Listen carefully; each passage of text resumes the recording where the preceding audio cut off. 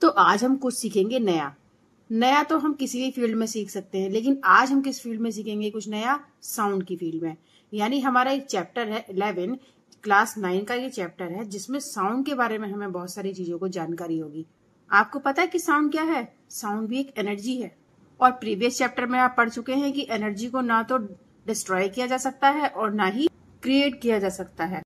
तो इसी को हम बोलते हैं कंजर्वेशन ऑफ एनर्जी। तो चलो अब स्टार्ट करते हैं हम चैप्टर को पढ़ना और उसको समझना। Every day we hear sound from various sources like human. हम रोजाना बहुत सारी आवाजों को सुनते हैं, जैसे कि ह्यूमन भी आपस में बात करते हैं। चिड़ियों की आवाजें, वेल की आवाजें, मशीन की आवाजें, व्हीकल की आवाजें, टेलीविजन की आवाज, रेडियो की आवाज, ये बहुत सारी आवाजों को हम डेली सुनते रहते हैं।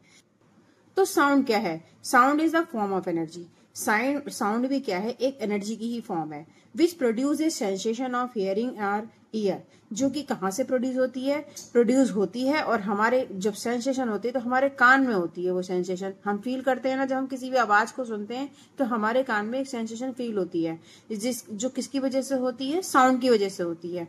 आगे देखिए, there are also other form of energy like mechanical energy.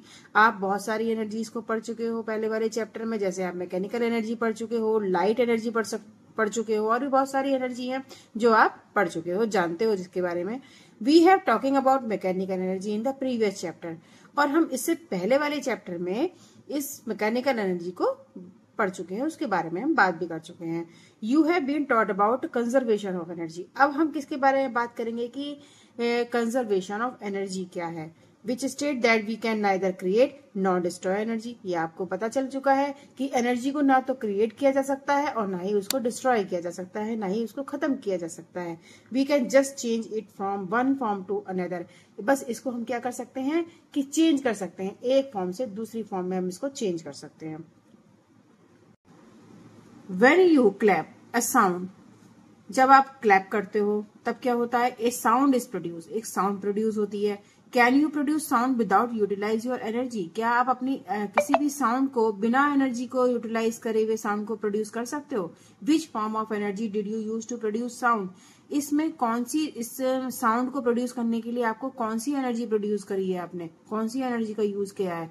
Which form of energy did you use to produce sound? In this chapter we are going to learn how sound is produced and how it is transmitted through a medium and receive by our ear. That means कि इस chapter में हम क्या पढ़ेंगे कि sound को कैसे produce किया जाता है, how sound is produce, sound को कैसे प्रोड्यूस किया जाता है, and how it is transmitted through our medium and receive by ear, और कैसे मीडियम के थ्रू ट्रांसमिट होकर वो हमारे कान तक पहुंचती है।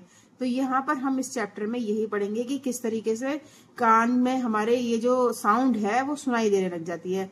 जबकि अगर हम स्पेस में होते हैं तो अगर वहां पर कोई एनर्जी प्रोड्यूस होती है तो वो हमारे कान तक नहीं पहुंचती, लेकिन अगर हम अर्थ के ऊपर होते हैं तो हमें हमारे कान तक वो साउंड सुनाई देने लग जाती है। ऐसा कैसे हो सकता है?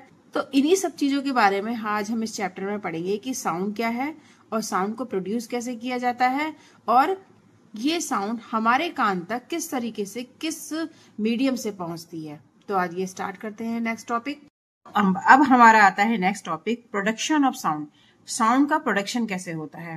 तो यहाँ पर कुछ एक्टिविटीज करके दिखाई गई हैं। वो एक्टिविटी क्या है कि आपको यहाँ पर एक बॉल दी गई है। देखो यहाँ पर एक टेबल टेनिस की बॉल है जो हमने थ्रेड से यहाँ पर हैंग कर दी है। अब इसको हमने मूव कराया, मूव करते हुए जब ये वापस आई तो इस तरीके से ये मूव करती है। अब हमने यहाँ पर क्या किया कि इस टर्निंग फॉर्क को लिया, और जब ये बॉल, टेनिस की बॉल इधर से इधर आकर मूव कर रही थी, उस समय उसके अंदर एनर्जी थी।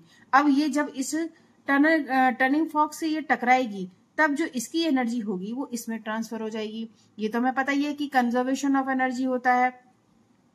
दैट मीन्स कि एनर्जी को ना तो डिस्ट्रॉय कर सकते हैं और ना ही क्रिएट कर सकते हैं। तो यहाँ हम ना तो क्रिएट कर रहे हैं और ना ही डिस्ट्रॉय कर रहे हैं। बॉल है, जो ये टेनिस बॉल है, वो इससे जब टकराई फॉक से तो इसके अंदर एक वाइब्रेशन प्रोड्यूस हो गई। अब वाइब्रेशन प्रोड्यूस हो गई, वो किसकी वजह से हुई? इसकी एनर्जी की वजह से, टेनिस की एनर्जी की वजह से। और अगर हम क्लैप करते हैं तब भी साउंड प्रोड्यूस होती है। जब चिड़िया उड़ती है ना, तब उसके पंखों के उड़ने की आवाज भी आपको सुनाई देती है। अगर आप ध्यान से सुनोगे तो उसकी आवाज भी आपको सुनाई देगी। और आपको क्या सुनाई देगी? एक मधुमक्खी की आवाज भी आपको सुनाई देगी। अगर आप उसकी आवाज को ध्यान से सुनोगे तो मधुमक्खी की आवाज भी सुनाई देगी, क्योंकि वो भी क्या कर रही है, प्रोड्यूस कर रही है।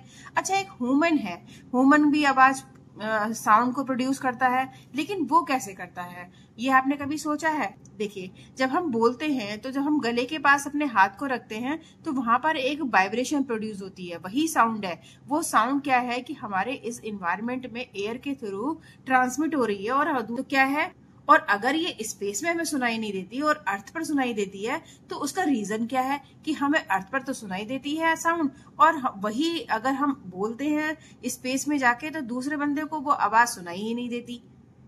तो इसी चीज के बारे में जानकारी लेने के लिए हमारा इसमें नेक्स्ट टॉपिक आता है प्रोपेगेशन ऑफ साउंड।